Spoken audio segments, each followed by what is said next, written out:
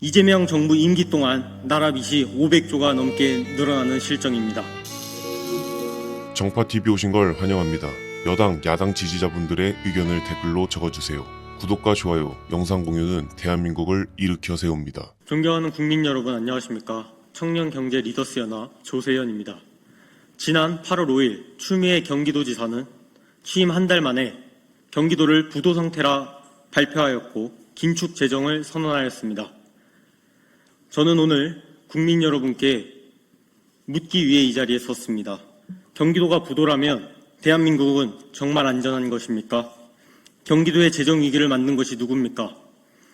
2017년 말 경기도 채무는 2조 9천억 원에서 이재명, 김동연 도정을 거쳐 약 7조 원을 넘어섰습니다. 왜 이재명, 김동연 두 도정을 거치며 경기도 채무가 2배 이상 불어난 것입니까? 왜 이렇게 됐습니까? 왜 빚은 계속 늘어났고 경기도는 긴축 재정을 선언해야 되는 상황까지 온 것입니까? 가장 큰 이유 중 하나는 이재명 도지사가 코로나19 재난기본소득을 추진하며 지역개발기금과 통합재정안정화기금 등에서 1조 9,500억 원을 차입하면서 생긴 일입니다. 이 가운데 지역개발기금은 2029년 상환 예정이며 원금과 이자를 합쳐서 총 2조 1천억 원입니다. 이 청구서는 결국 받는 것은 경기도민과 지자체입니다.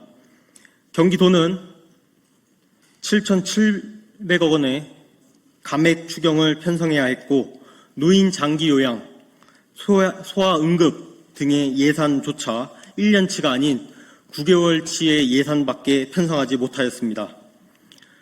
경기도가 멈추자 31개 시군 지자체들이 모두 멈춰서고 있는 상황입니다.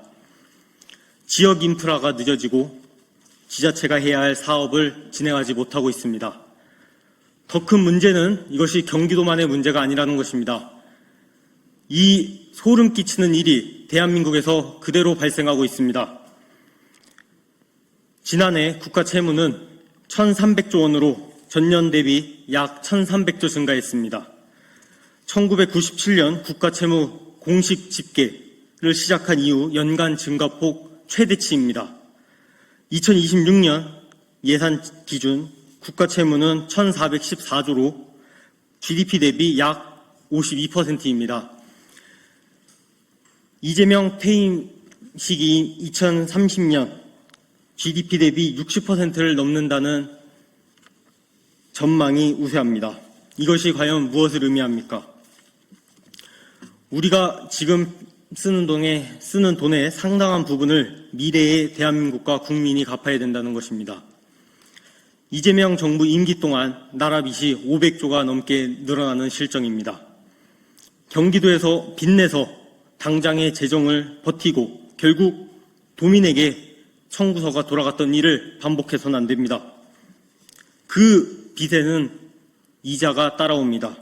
국가 이자 지출은 2026년 약 34조 원으로 전년 대비 13% 증가하였고 2029년에는 약 45조 원을 국채 이자로 지출할 예정입니다. 이 돈은 R&D 예산 35조, 중소기업 예산 32조보다 훨씬 더 높은 금액입니다. 미래를 위한 연구 개발과 산업 개발에 투자해야 될 돈보다 과거에 진 빚에 이자를 갚는 일이 더 많이 드는 것입니다. 우리가 두려워해야 할 재정 위기의 본질입니다. 문제는 나라 빚만 늘어나는 것이 아닙니다. 국민의 빚도 같이 늘어나고 있습니다. GDP 대비 가계부채 비율은 약 90%로 OECD 31개국 6번째로 높고 가계부채 규모는 2,000조, 2,300조 원에 달합니다. 국가는 빚을 늘리고 국민은 빚을 떠안고 있습니다. 주식과 부동산, 각종 레버러지 상품을 빚을 내 뛰어들게 만드는 정부는 그동안 무엇을 하였습니까? 경제가 충격이 왔을 때 그 충격을 완화시킬 완충지대가 사라지고 있습니다. 국가도 빚, 가게도 빚으로 이어나가고 있습니다. 국가부채와 가계부채가 동시에 위험 수위로 치닫는 상황에서 다음 위기가 찾아온다면 대체 누가 국민을 지키고 국가를 지킬 수 있겠습니까? 국제신용평가사들은 모두 대한민국의 빠른 부채 증가를 우리 경제의 핵심적인 위험 요인으로 지적하고 있습니다. 그런데 지금 대한민국은 이 위험 브레이크를 스스로 무너뜨리고 있습니다. 기획재정부의 예산 기능을 떼어내 국무총리 산하에 별도의 기획예산처를 만들었습니다. 그 이유는 이재명 도지사 시절 기획재정부가 기본소득의 우려를 표하고 기획재정부를 향해 곡간지기 마인드라는 비판을 하였고 재정 건전성을 간주한 연구 결과를 두고는 얼빠진 연구라고 비판하였습니다. 그리고 대통령이 된 지금 그토록 비난하고 비판하였던 기획재정부를 분리시키고 조직을 개편하고 있습니다. 이것이 대한민국의 현 주소입니다. 정권의 문제가 아니라 대한민국의 문제입니다. 정권이 바뀌어도 나라의 국가는 남아 있어야 합니다. 대통령이 바뀌어도 국민이 받을 복지와 국가가 수행해야 할 기능은 계속되어야 합니다. 다음 세대에게 빚만 물려주는 대한민국이 되어서는 안 됩니다. 경기도에서 이미 경고등이 켜졌습니다. 지방정부의 빚은 늘어나고 긴축재정이라는 이름으로 도민의 삶에 부담이 돌아왔습니다. 경기도와 대한민국은 같은 일이 반복되고 있습니다. 가장 큰 차이점은 경기도와 대한민국의 청구서 규모가 다릅니다. 대한민국의 청구서가 날라온다면 국가는 버티지 못할 것입니다. 그렇기에 국회가 나서야 합니다. 대통령에게 재정 건전성을 지킬 의지가 없다면 남은 마지막 보루는 국회입니다.